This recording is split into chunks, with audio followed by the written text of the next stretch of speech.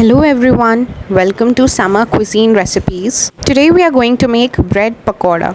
Listing the ingredients, the first is brown bread, mashed potatoes, grated beetroot, grated ginger, finely chopped capsicum, finely chopped green chilies, chopped onions and grated garlic. First we need to heat the wok, and after the wok is heated we are going to add some oil into it and let the oil heat for a while.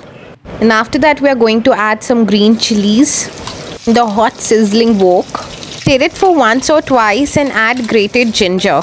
If you want you can grate garlic as well, but due to intense summer please try to avoid it for health reasons. Fry them for a minute and we can add our onions to it. After the onions are added in a wok, stir it till it turns golden and transparent.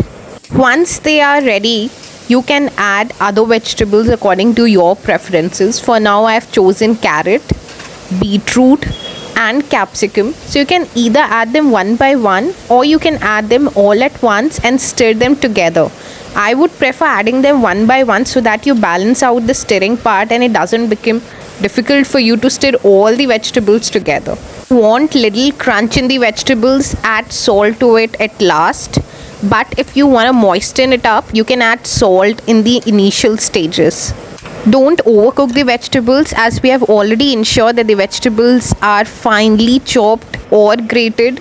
So we don't require them to release water a lot. We can retain those water content.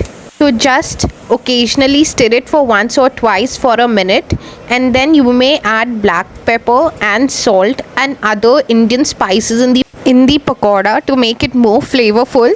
The spices will be displayed on the screen, but I have refrained from using a lot of spices because it's already peak summers. Moreover, I believe that spices are subjected to individual taste and preferences, so you may always add or subtract accordingly. Now let's toast the bread. And basically this video has two cuisines in total that you can make from the same vegetables with and without mashed potatoes.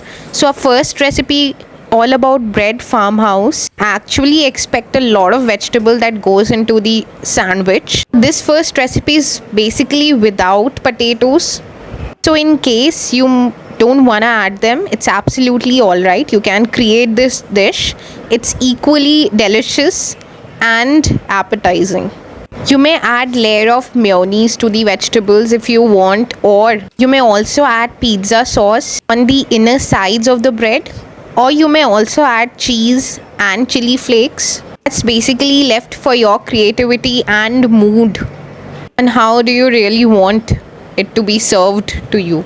Okay, so at this stage we have put all our content that we wanted in our bread, in our sandwich rather, and then we have put it on the pan. Add little butter to the pan, toast it for a while until it has been crisped. Flip the other end, add butter again to the pan and repeat the same process. Don't exceed the flame beyond medium, and once you feel that the bread is crisp and golden, put it down, serve it on the plate, cut them into halves. You can serve them along with mild tasting chutneys or even sauces, and it tastes amazing. This sandwich is good to go without any spices other than salt and black pepper. But if you want to add mashed potatoes to the vegetables, you need to ensure that you put some Indian spices into it, like cumin seed powder, coriander powder, little garam masala to it, to enhance the flavor of the sandwich, or else the sandwich will taste bland. Potatoes basically demand more, spices, because it miles the taste of other vegetables or other content that you put in along with it. But one thing good about potatoes is they are very versatile. They can easily go along with any other stuff and can be spicy at the same time. This reminds me of golgappe and pani puri.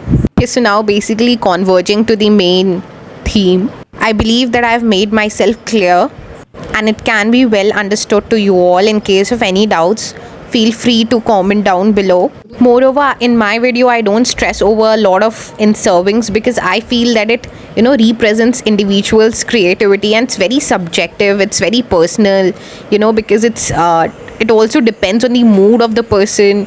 So it's completely left on the viewers on how they want to serve their food, how it looks up to you. My work is to, bring out the basics, fundamentals of food so that it really becomes easy for everybody to cook and understand the fundamentals. My mama early in my life basically insisted on learning cooking because she believed that it's one of the basic survival things that every human should know. And obviously, I being not an exception. So I had learned just the fundamentals, and really it's fun to experiment with it. So here comes a second dish where we actually add besan and water along with salt, turmeric powder and half teaspoon baking soda. You need to constantly mix until the batter turns smooth and free from lumps, and you also need to observe the consistency of this paste. Okay, so in Indian dishes there goes an extensive amount of gram flour or besan as we call it in our cuisines, and it really brings out the flavor of the dishes quite well. It complements the taste that they have, as we are going to see it now. Kindly note the consistency, and thereafter we'll move to our prepared vegetables that we had prepared for our first dish. Now we need to add mashed potatoes and give it a thorough mix. At this point you are free to add your Indian spices. Even little quantities of these spices will bring out the flavors quite well. This point you can also add little salt according to your taste. Here I have mixed red ketchup and chili sauce in the proportion 75:25 respectively, or 3 tablespoons of ketchup with 1 tablespoon of chili sauce. This I'm going to top it over the slice of bread that we have, the inner layer, and spread the sauce quite generously. Okay, so at this point you can add chili flakes and Szechuan sauce or Szechuan chutney into the sauce to make it into a pizza sauce that we apply on pizza base. It really makes the sandwich way more flavorful. Refrain from using cheese in bread pakora because potatoes and cheese don't go well together, unlike in the case of cheese balls. Okay, so now we are going to put the vegetable that we have had into the bread, the stuffings, quite generously. And at this point just be a little cautious with the salt, because there have been multiple instances while making this dish that we have put salt in different places, one in the vegetables, one after adding potatoes, one in the gram flour paste that we have made. So once you are done with the breads, you can heat the wok again. Put in some oil. I have used mustard oil to bring out that desi taste, but you can use olive oil or refined oil instead. They are equally good. Okay, so let the oil heat for a while, and until then we are simply going to dip the bread into the batter. And then once we are done with this process, we are going to simply, being little cautious, we are going to place it into the hot sizzling wok and let it fry for a while. At this point the temperature is high, and immediately once we put the bread into the wok, we need to put the flame to medium so that the bread doesn't get burnt out. Just need to ensure that the gram flours are have turned out crispy. So you need to hardly fry it for a minute or two. So once you feel that the end has been cooked, you can check and flip it over to the other end. After the bread is cooked, don't forget to soak it in the tissue papers so that the excessive oil gets removed from the bread, and what remains is the crisp bread that we all want to have it at the end of it. So here goes in our second bread, again generously dipped into the batter, and with all the care, love, we put it again into the wok. You feel that there has been excess gram flour, though my consistency I believe is near perfect. You can always scrape it over from the spoon. Now at this point the smell of mustard oil is so aromatic that it instantly triggers your hunger. And you wouldn't believe I am making it for an evening snack, and this is just the second bread that I've put in. Everybody's already roaming around the kitchen. So time for us to flip the bread and appreciate the texture of it. Thank you, thank you. Well, I don't think I deserve this credit solely.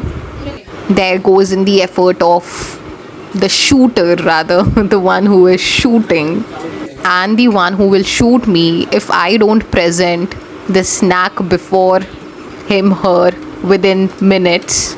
So as you can see, I'm showing you the other ends of the bread as well to see how crisp it has turned out to be. You know, for the food to be crispy, you need to be really very careful with the temperatures, or else there's high possibility that the food will turn to be soggy. So to refrain from that case, please go by the recommended flame thing that I have said. It isn't disappointing. Trust me guys, I'm confident enough that once you make it, you wouldn't regret it.